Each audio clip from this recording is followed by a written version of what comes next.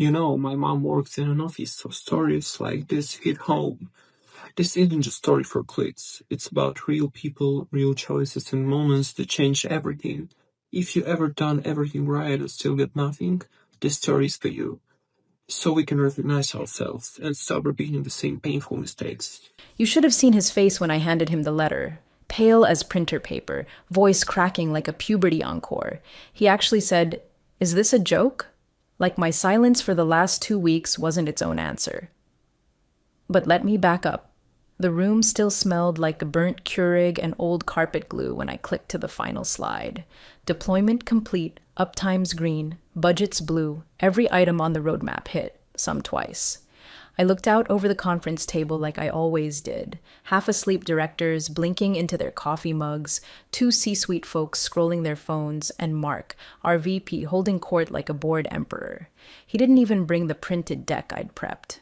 Just nodded once, muttered something about good momentum, and moved on to quarterly forecasts. No questions, no comments, no "well done, Emily." Just a passing, "great team effort. Let's keep the energy high." Team effort. Sure.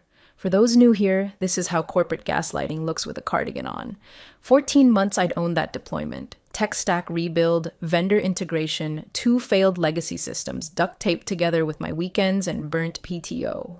I ran point on the client transition while onboarding 2 new engineers and documenting every brittle process I inherited from whatever fossil last touched the back end. When systems broke, I fixed them. When clients panicked, I calmed them. When nothing worked, I wrote the damn script myself. And now, my name wasn't even in the executive summary, literally.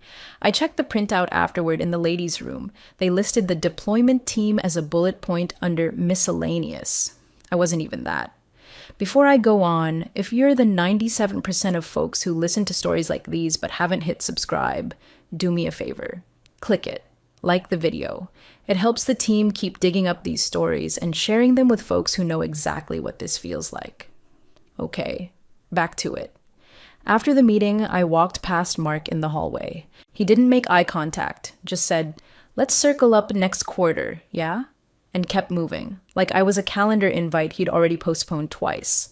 I didn't answer, didn't need to, because the file was already saved on my desktop. Final, notice, reviewed, bilegal.pdf. Dated, signed, reviewed twice. I'd prepped it the week after he skipped our one-on-one and then posted a Slack thread thanking everyone for the launch, tagging every name but mine. I didn't need revenge. I needed closure. Quiet, professional, HR-compliant closure, and a new workspace with less mildew. But the cracks started forming right there, in the space between his nod and my silence. You could feel it. That shifting energy in the office when someone knows a storm's coming, but still thinks they control the weather. They didn't know I was already scanning job boards, already talking to a recruiter from a startup out west, already reviewing equity terms with an attorney friend. They thought I'd do what I always did, smile politely, absorb the slight, double down on work until I burned out again. But this time, I wasn't staying long enough to become a lesson for the next girl. And the best part? They never saw it coming. I gave them 2 full weeks, 14 business days if you count the Friday where Mark left early for his men's retreat that somehow involved tequila and a golf cart injury. Every day I waited for the calendar ping, the Slack message, the coffee invite, anything to signal that leadership saw the work I did, understood the weight I'd carried, and had plans to acknowledge it. Instead, I got nods. That's it. Nods, like the kind you give a stranger in traffic. On the 10th day, I checked my pay stub. No adjustment, no bonus, not even a spot award. Just the same number next to my name like nothing happened. Like I hadn't just pulled off a 0-defect deployment 3 quarters ahead of projection. Like I hadn't saved 2 enterprise accounts from churning with a single midnight bug fix and a phone call that lasted longer than Mark's marriage. The hallway started to feel longer. Conversations shifted when I walked past. Not because I was being talked about, but because I wasn't. That's the part they never tell you. Invisibility doesn't always feel like exile. Sometimes it feels like being absorbed by the paint. By the second Monday, I walked over to Claire, Mark's chief of staff, and asked the question that had been rotting behind my molars for days. Any word on the post-project review? Promotion timeline? She barely looked up from her screen. He said he'll circle back next quarter. Next quarter, as in 3 months from now, as in after the next product line launch, I wouldn't be leading, as in we're hoping you quietly give up. I nodded, said thanks like a coward, walked back to my desk. Then I opened the folder titled If They Don't. Inside was the PDF. I'd written it the night I pulled the last staging logs off my machine. No emotion, no rage, just resignation dressed like closure. Dear Mark, I want to thank you for the opportunities I've had over the last 3 years. Blah, blah. All very professional. All very clean. HR would have a field day trying to find anything spicy, but then, just above my signature, I typed a single line I hadn't included before. Good luck with the next rollout. I reread it 3 times, smiled once, then hit print. That stillness people talk about after grief or epiphany, that's what it felt like. Not a storm, not a scream. Just silence finally making sense. I wasn't quitting out of anger. I was done because they'd made my presence optional, because I realized I could be brilliant and invisible at the same time. And brilliance without recognition is just unpaid therapy. The file name hadn't changed since I first saved it. Final notice, reviewed by legal.pdf, and now it was time to deliver. Mark always took his coffee at 8:45 like clockwork. 1 oat milk splash, 1 sugar in the company mug he stole from the old VP before they shipped him off to strategy advisory. He liked routine. He liked control. He liked the illusion of being the kind of leader people respected without needing to earn it. So that morning, while he was stirring his cup with the same smug little wrist flick, I walked in and set the envelope down on his desk. No fanfare, no speech, just 1 sentence. You'll want to read that before the stand-up. His eyes flicked from the envelope to me, then back again. He squinted like I'd just handed him a summons. I didn't wait. I turned, walked out of his office, and let the silence follow me down the hallway like a shadow I no longer needed to carry. The door creaked behind me. A beat. Then, wait, is this a joke? There it was, the crack in the performance. His voice was loud enough to bounce off the glass walls of the bullpen. I didn't stop, didn't flinch, just kept walking, past the intern pretending not to eavesdrop, past the HR manager whose eyes briefly darted from her screen to mine. My badge beeped against the exit scanner just as Mark's footsteps hit the carpet. I didn't look back, because the decision wasn't up for discussion. It wasn't a negotiation. It was a closure he hadn't earned the right to delay. In the elevator, I checked my phone once, just to make sure the copy I emailed HR had gone through. It had. Subject, formal notice, Emily R. Marsden. Attachment, final notice reviewed by legal.pdf. And inside that file, in the final paragraph, right after the part thanking the team for the learning opportunities, sat a line that would make Mark's day spiral into chaos. Per clause 7.4b, I will not be transitioning knowledge beyond week 1. All work is documented. I didn't owe them more than that. I had already stayed late when no one asked. Already trained juniors while my own title stayed frozen. Already fixed what others broke without credit or compensation. And now, they'd get exactly what they gave, the minimum required. As the elevator doors closed, I heard the echo of my name, muffled and frantic. Too late, they thought I'd be flattered by crumbs. Grateful for silence. Obedient until the next campaign. They forgot who built the thing they're standing on. And they were about to find out what happens when the foundation walks out the door. By Tuesday, they were already fumbling. I got the first ping at 9:12 a.m. from someone on the infrastructure team. Hey, Emily, do you happen to have the latest API deployment doc? I think something's missing in Confluence. 3 minutes later. Also, what's the correct order for the container orchestration? Jenkins keeps timing out. I didn't answer. Slack notifications were still active on my phone, but only because I hadn't cared enough to disable them yet. I watched them stack like panicked digital breadcrumbs. 20 unread messages in less than an hour. The irony? Most of these people hadn't spoken to me directly in weeks. But now, with Mark spinning in his chair like a suburban dad trying to fix a printer before the Super Bowl, I'd suddenly become essential again. Too late. They tried replicating my deployment pipeline off a year-old training doc someone dredged up from the archives. It was obsolete before it was even published. The CI/CD config they use still referenced the legacy asset folder I sunsetted 6 months ago, the client matrix file, which I'd custom linked to 3 access tiers and embedded with permissions logic. Didn't link properly anymore because, surprise, someone had removed my Git access on Friday. So now they had a beautiful front-end shell with no functioning skeleton underneath. By mid-afternoon, I got the kicker. A screenshot forwarded from a friend still stuck inside the chaos. It was from the dev team chat. One of the junior engineers, new kid, smart, but green, had posted a message that said, "Does anyone know where the sandbox script actually lives?" He said, "Git folder B3, but I don't even see access."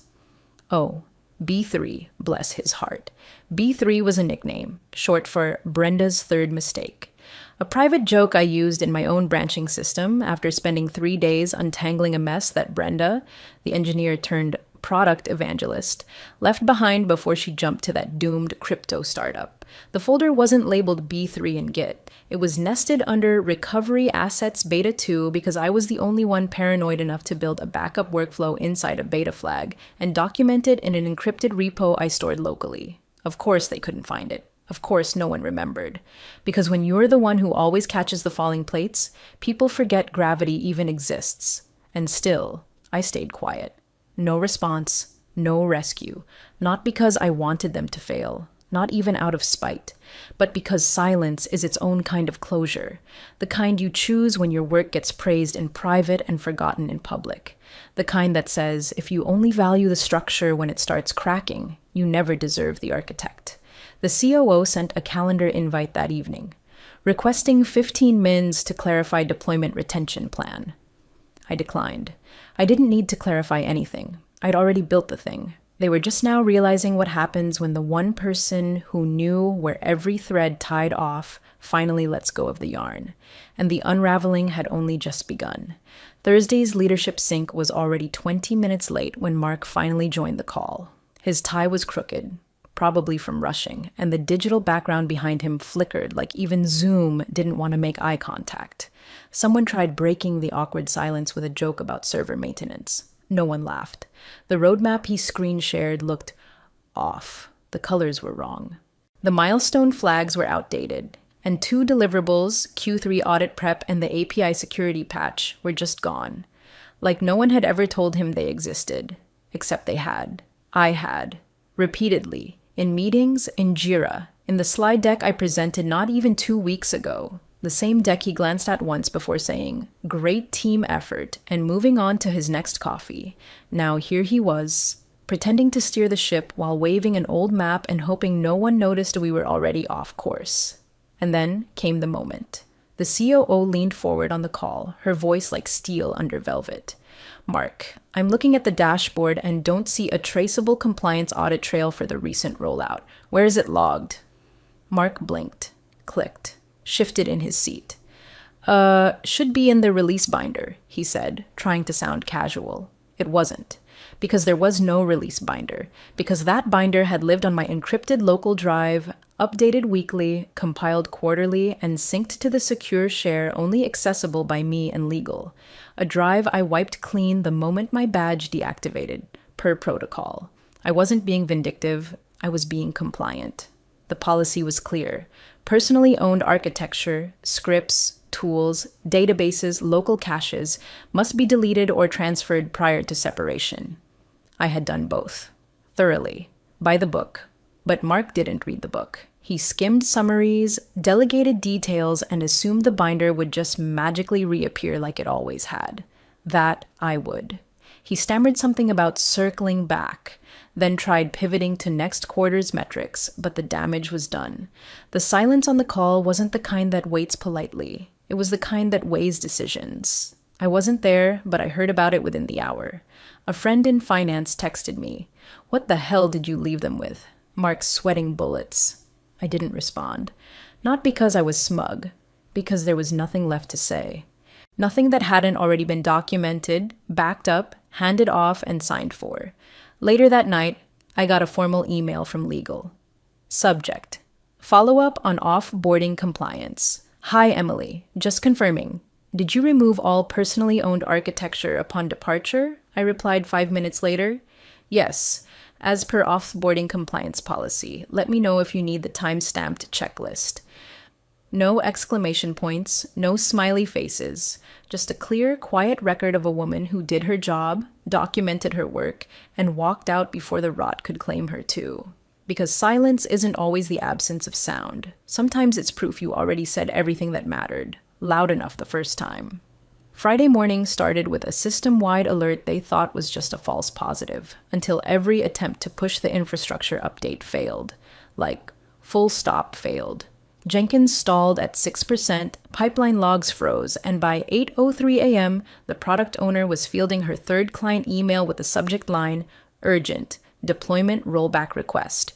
Turns out when you gut a deployment pipeline built by one person and never learn how it ticks, it tends to bite back. Access tokens had expired overnight. They assumed they were auto-renewed because everything just worked before. But the auto-renewal wasn't baked in. It was manually triggered every Friday morning by a secure container I built during the Apache patch crisis last year. A patch I stayed late 3 nights in a row for. A patch Mark never even acknowledged. So now, without the rotation trigger, the auth chain collapsed. Then came the real fun. The patch notes? Gone.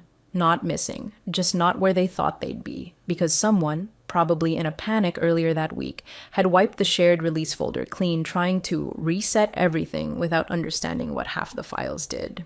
I'd labeled things clearly, but I guess when you think the documentation fairy will do all your thinking for you, even a file called Do Not Touch Deploy Skeleton feels optional. And then, as if the system itself wanted to make a point, their internal deployment platform ran its scheduled overnight script. It choked. Hard. Because the script still pointed to my container ID, the one I decommissioned the moment my resignation became effective. Support tickets started flooding in by 9:10, internal, external, cross-functional. Even the CTO pinged Mark directly, asking if the rollback environment was compromised.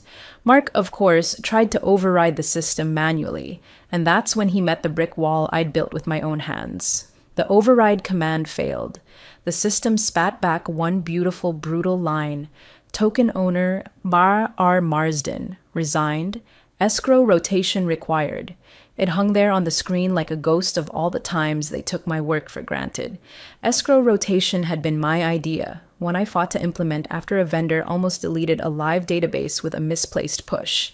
I'd warned them that bypassing rotation wasn't just a risk, it was negligence. Mark had dismissed it, said it was overkill.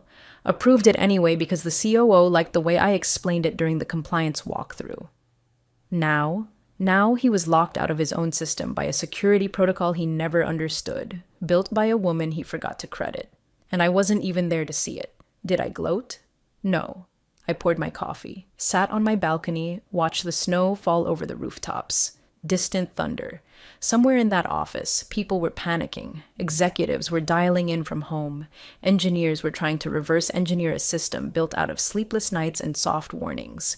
And all I could think was, that's the sound of consequences echoing through a hallway that used to ignore my voice. No rage, no revenge, just architecture doing what it was built to do, protect itself from carelessness. Even if that meant protecting it from them.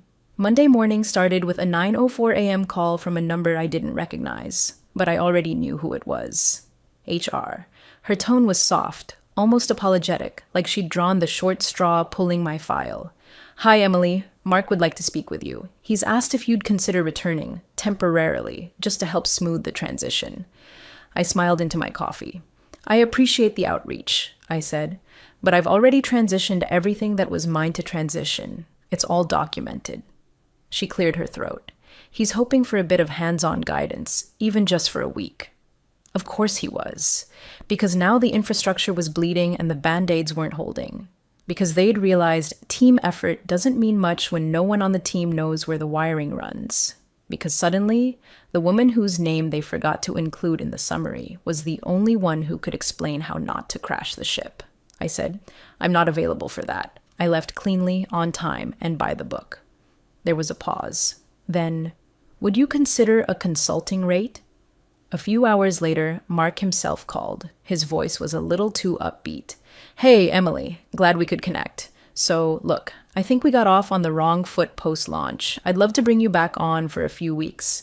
Just to help the team get situated, I can offer you a 20% bump. I didn't say anything. He filled the silence. Okay, 35% and a project lead title, fully remote. You'd be back in the system within the hour. I let the offer hang for a moment, then answered flatly. Mark, this was never about the money. Silence. I continued. You missed the moment, not the payout, the moment. He tried to pivot, talked about rebuilding trust, valuable contributions, long-term vision. That's when I cut in. You remember the release binder? I asked. Of course. It was in the shared drive I gave you access to 3 weeks ago. You removed my credentials the same day I submitted my notice, so the audit trail, the patch notes, the rollback configs, they're all in that drive. Another pause. A longer one. It wasn't anger I heard in his silence. It was the hollow realization that the collapse wasn't accidental. It was structural, built on choices. His. I see, he finally said. I didn't offer to resend anything, didn't offer to help. I didn't owe him anything. I had done everything right, gave notice, documented processes, filed clean logs, removed personal infrastructure, flagged risks, even offered mentorship before I left. And they still chose to make me invisible. Now they were choking on the consequences of their own amnesia and hoping I'd be sentimental enough to come save them from it. But I wasn't sentimental. I was free. And Mark? Mark was learning the hard way what happens when the woman who kept the machine running decides she's no longer interested in oiling parts that never gave her credit. Clean refusal. No second chances. And no consulting discount for ego repairs. I could have ghosted them completely, left them to rot in their own pile of dependencies and duct-taped wiki pages. But I didn't. Not because I owed them anything, but because James did. James was my shadow for a year and a half. Came in fresh from a failed fintech startup, green as spring lettuce and twice as eager. He asked the right questions. Stayed late to watch how I built test environments. Took notes like he knew every little trick might matter someday. I taught him more than any job description covered. How to build quietly, how to defend your code without sounding defensive, how to document for a future you might not be part of. And when the dust settled after my exit, he was the only name I gave them. I knew they'd call him. I also knew James wouldn't just say yes. Before he accepted the job, he texted me, sent over the draft contract they'd offered. Looks basic, I told him. Too much risk, too little control. He called me that night. They want me to be interim lead, 6-month contract. Mark says he's open to negotiating. So I coached him. Told him exactly what to ask for. Fixed term, no extension clause unless he initiates. Signature authority for infrastructure decisions, dual key access on all critical repos, audit-proof deployment logs, and a clause that grants him full public attribution in case of a published case study. Yes, even the small print. He rewrote the contract from scratch and slid it back across their polished HR table like a man who knew his worth. They signed it the next day. And just like that, James walked into the building not as a desperate junior, but as the only person who could untangle the mess Mark pretended didn't exist. On his first day, he pinged me. You good if I use your incident template? I replied, use everything. Just rename the file. He wrote back, what name should I use? I told him, yours. I only gave him one real piece of advice after that. Never wait for recognition. Build your leverage, then walk when it's quiet. Otherwise, they'll keep you in the shadows until they need someone to blame. He nodded. He got it. James wasn't going to make the same mistake I did, assuming loyalty would be repaid or that leadership would eventually notice the one person holding everything together from underneath. The irony? Mark now sits in on the stand-ups James leads, shows up with his mic muted, camera off, pretending to listen in while James does what I used to do, only this time with actual decision rights. James told me Mark hasn't interrupted a meeting once, not since the day James opened with, "We'll be using Marsden Protocol as the base until further notice." He didn't say it like it was a tribute. He said it like it was a standard. And honestly, that's all I ever wanted. Not praise, not a parade, just for the blueprint to survive, even if my name didn't. A few weeks after everything settled, I got a message on LinkedIn. Middle of a Tuesday, the kind of gray, quiet afternoon where you don't expect anything interesting to happen. It was from Lindsay, a former teammate who used to handle QA before they outsourced half her department and told her it was a realignment opportunity. The message just read, Mark's move to strategic initiatives. They say it's a soft landing. I stared at the screen for a second, then hit the little X. No reply. Not because I was bitter, but because there was nothing left to say. Strategic initiatives. Translation, he's been shelved. He'll keep his salary, maybe even his title, but nobody will listen to him again.